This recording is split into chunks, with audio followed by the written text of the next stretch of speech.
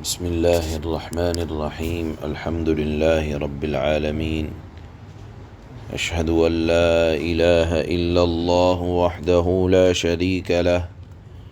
واشہد ان سیدنا ومولانا محمدا عبدہ ورسولہ اما بعد فاعوذ باللہ من الشیطان الرجیم بسم اللہ الرحمن الرحیم فما لهم عن التذكرة معرضين كأنهم حمر مستنفرة فرت من قسورة بل يريد كل امرئ منهم أن يؤتى صحفا منشرة كلا بل لا يخافون الآخرة كلا إنه تذكرة فمن شاء ذكره وما يذكرون إلا أن يشاء الله هو أهل التقوى وأهل المغفرة۔ اللہ نے فرمایا کہ جن کے دلوں کے اوپر تکبر اور ذہن کے اندر انکار، اللہ کا انکار جمع ہوا ہے، تو فما لہم عن التذکرۃ معرضین، قرآن کی نصیحت سے روگردانی کرتے ہیں، ان کو کیا ہوا؟ فما لہم، اللہ نے فرمایا ان کو کیا ہوا؟ عن التذکرۃ معرضین، کہ قرآن مختلف انداز سے سمجھا رہا ہے، لوگوں کے حالات بیان کر رہا ہے، نصیحت نہیں حاصل کرتے۔ اللہ کے نبی صلی اللہ علیہ وسلم سمجھاتے ہیں قرآن کو تو کأنہم حمر مستنفرہ، وہ وحشی گدھے کی طرح بدکتے ہیں، ایسا لگتا ہے کہ گدھے ہو گئے ہیں، اور گدھے بھی جنگل کے رہنے والے۔ یہاں اللہ نے وحشی گدھے کا لفظ استعمال کیا ان لوگوں کے متعلق جو قرآن سے نصیحت حاصل کرنے کے بجائے قرآن کی بات جب سنائی جاتی ہے تو قرآن کی تعلیمات سننے کے بجائے اس سے بھاگتے ہیں۔ اللہ نے ان کو گدھا کہا، اور گدھا بھی وحشی گدھا۔ گدھا کیوں کہا؟ حمر کے معنی آتے ہیں گدھے ہی کے۔ یہ لفظ اس لیے استعمال کیا کہ گدھا عام طور پر بے وقوفی میں مشہور ہوتا ہے، اور پھر جنگلی گدھا کہا اس لیے کہ جنگلی گدھا شیر، اللہ نے یہاں فرمایا فرت من قسورہ، کہ جنگلی گدھے ہو گئے ہیں جو شیر سے بھاگے جا رہے ہیں۔ گویا کہ اللہ کے نبی صلی اللہ علیہ وسلم اور آپ کی تعلیمات اور قرآن کی تعلیمات کو اللہ نے شیر سے تعبیر کیا، یعنی یہ دنیا میں پھیل کر رہے گا، ہر کچے پکے گھر میں ایمان جا کر رہے گا۔ اور ان لوگوں کو کیا ہو گیا ہے جو قرآنی تعلیمات کو سنتے ہیں لیکن بدک جاتے ہیں کہ ہمیں ماننا نہیں ہے، اور بدکتے بھی اس طرح ہیں کہ جیسے جنگل کے رہنے والے گدھے شیر یا شیر کی آواز سے ڈرتے ہیں بلکہ بدکتے ہیں اور دور بھاگتے ہیں کہ اللہ نے یہ تعبیر اختیار کی ان لوگوں کے متعلق۔ اول تو جو اللہ کے نبی صلی اللہ علیہ وسلم جب بات سمجھایا کرتے تھے تو وہ لوگ بدک جایا کرتے تھے، اللہ نے ان کو جنگلی گدھا کہا ہے کہ شیر سے بھاگے جا رہے ہیں۔ بل یرید کل امرئ منہم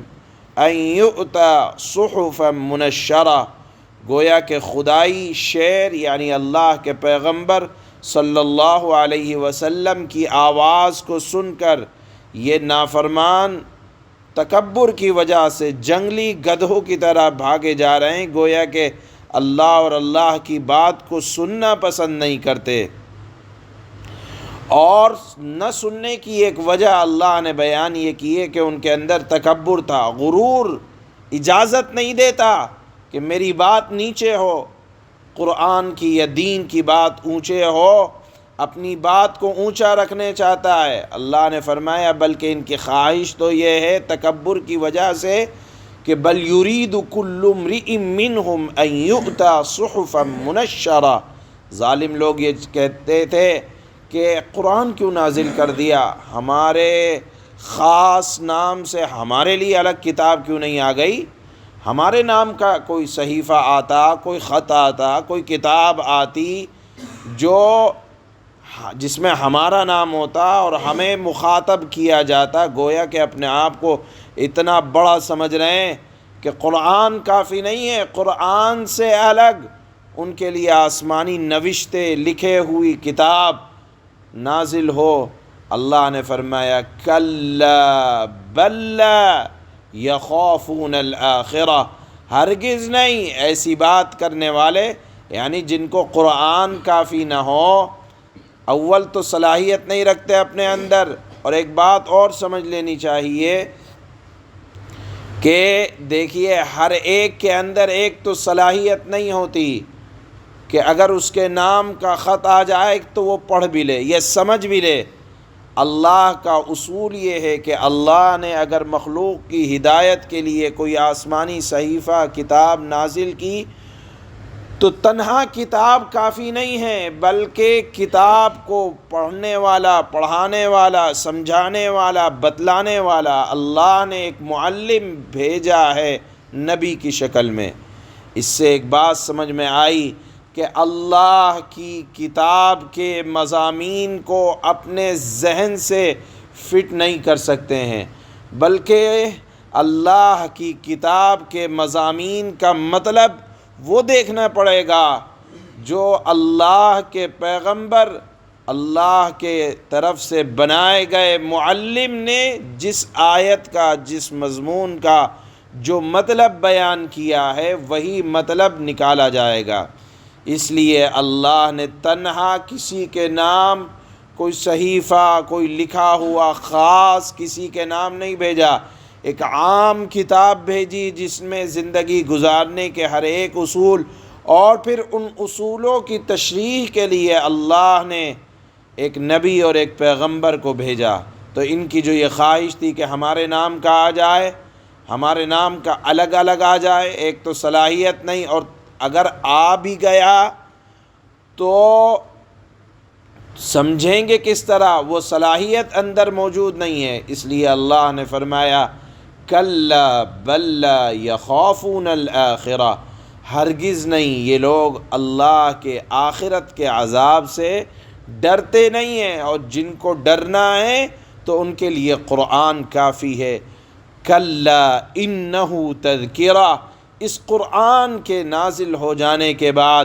اب تنہا کسی کے نام کے لیے کوئی صحیفے کا اترنا اس کی ضرورت نہیں ہے،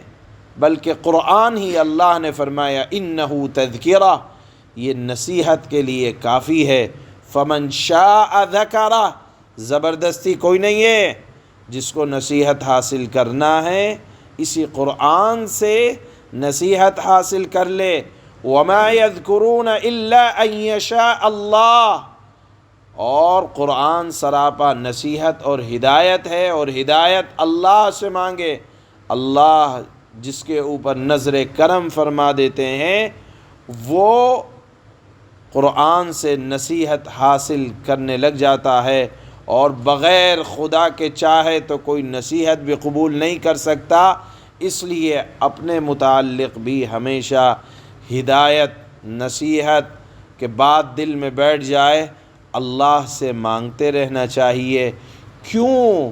ہوا اہل التقوی و اہل المغفرہ، اللہ ہی کی ذات ہے جس سے ڈرنا چاہیے، اور اللہ ہی کی ذات ہے جو گناہ معاف کرتا بھی ہے۔ اس مضمون پر اللہ نے سورہ مدثر کو مکمل فرمایا۔ دیکھیے، میں سورت کے خاص خواص ہوتے ہیں ہر سورت کے، وہ بیان کر دیے جاتے ہیں۔ سورہ مدثر کی بھی ایک خصوصیت ہے، اللہ کے نبی صلی اللہ علیہ وسلم نے فرمایا جو آدمی سورہ مدثر کو پابندی کے ساتھ پڑھے گا تو اللہ پاک اس کے نامہ اعمال میں اتنا اجر بڑھائیں گے کہ جتنی تعداد مکہ مکرمہ کے اندر مؤمنین کی ہے، تمام مؤمنین جو مکہ مکرمہ کے رہنے والے ہیں ان کی تعداد کے بقدر اللہ پاک سورہ مدثر کے پڑھنے والے کے نامہ اعمال میں نیکیوں کا ذخیرہ جمع فرما دیں گے۔ لہذا یہ چھوٹی چھوٹی صورتیں ہیں، نماز میں بھی پڑھی جاتی ہیں، ان صورتوں کو زبانی یاد کر لینا چاہیے۔ اس صورت کے شروع میں اللہ کے نبی کو خطاب ہوا تھا، قم فانذر، اے نبی آپ کھڑے ہوں اور لوگوں کو ڈرائیں۔ اور اخیر میں سورہ مدثر جو صورت مکمل ہو رہی ہے وہ بھی اسی مضمون پر مکمل ہو رہی ہے کہ ڈرنے کی ذات در حقیقت جس سے ڈرا جائے وہ اللہ تبارک و تعالیٰ کی ذات ہے، اسی کے لیے تقوی اختیار کرنا چاہیے، جس کا سب سے پہلا مرتبہ، ڈرنے کا سب سے پہلا مرتبہ، یہ تقوی حاصل کرنے کا سب سے پہلا مرتبہ شرک سے بچنا ہے، اور اس کے بعد کے الگ الگ مراتب ہیں جن کو حاصل کرنا چاہیے جو انسان کی مغفرت کا ذریعہ بنتے ہیں۔ چنانچہ ان آیات میں اللہ نے تقوی حاصل کرنے کی ترغیب دی ہے اور ہدایت کو اللہ سے طلب کرتے رہیں، اللہ ہی ہیں جو ہدایت عطا فرماتے ہیں۔ اللہ فرماتے ہیں فَمَا لَهُمْ عَنِ التَّذْكِرَةِ مُعْرِضِينَ كَأَنَّهُمْ حُمُرٌ مُسْتَنفِرَةٌ فَرَّتْ مِنْ قَسْوَرَةٍ۔ اب ان لوگوں کو کیا ہو گیا ہے، یعنی قرآن جو سنتے ہیں سمجھتے بھی ہیں لیکن نصیحت حاصل نہیں کرتے، اب ان لوگوں کو کیا ہو گیا ہے کہ یہ نصیحت کی بات سے منہ موڑے ہوئے ہیں۔ معرضین اعراض سے ہے، اعراض کرنے والے ہیں۔ کأنہم حمر مستنفرہ، اس طرح سے اعراض کرتے ہیں جیسے جنگلی گدھے ہوں وہ جو کسی شیر سے ڈر کر بھاگ پڑے ہوں۔ بل یرید کل امرئ منہم ان یؤتی صحفا منشرہ، بلکہ ان بھاگنے والے تکبر کرنے والے لوگوں میں سے ہر آدمی یہ چاہتا ہے کہ اسے کھلے ہوئے صحیفے پکڑا دیے جائیں، یعنی ان کی تمنا یہ تھی کہ ہمارے نام کا صحیفہ آسمان سے ہمارے لیے ہمارے پاس آ جائے، اللہ کے نبی کا واسطہ نہ ہو۔ اللہ نے فرمایا کلا بل لا یخافون الآخرہ، ہرگز نہیں ایسا نہیں ہو سکتا۔ بات اصل میں یہ ہے کہ اگر ان کی تمنا بھی پوری کر دی جائے لیکن ان کو آخرت کا خوف نہیں ہے۔ کلا انہ تذکرہ، ہرگز نہیں، یہ قرآن ایک نصیحت نامہ ہے۔ فمن